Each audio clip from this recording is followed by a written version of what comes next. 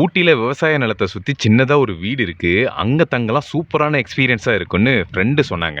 சரின்னு அவன நம்பி போனேன். போனதும் சில கண்டிஷன்லாம் போட்டான். Condition number 1. இங்க காட்டு விலங்குகள் அதிகமா இருக்கிறதுனால மின்வேலி போட்டிருக்காங்க. இதுதான் மின்வேலி.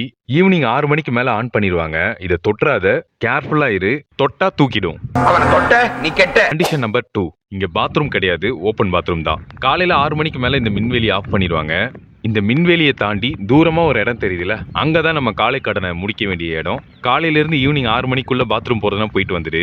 6 மணிக்கு மேல இந்த மின் கம்பியை ஆன் பண்ணிடுவாங்க.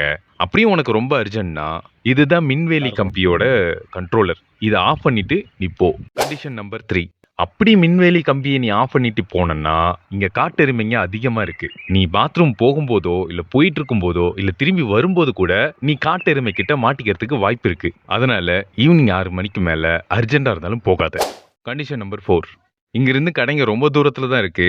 போயிட்டு வரதுக்கே மதியம் ஆயிடும். அதனால நம்ம சமைச்சு தான் சாப்பிடணும். நான் சமைப்பேன், சமைக்கிறதுக்கு நீ ஹெல்ப் பண்ணணும்னு இவ்வளவு கண்டிஷன் போட்டாங்க. சமைக்கிறதெல்லாம் கூட விட்டுருங்க, ஆனா இந்த காட்டெருமை, கரண்ட், கக்கா இதை நினைச்சாதான் வயிறெல்லாம் புளிய கரைக்குது. புலின்னு சொன்னதுதான் ஞாபகம் வருது. இங்க சிறுத்தை வேற அப்பப்போ வருமா, அதனால பார்த்து உஷாரா இரு அப்படின்னு சொன்னான்.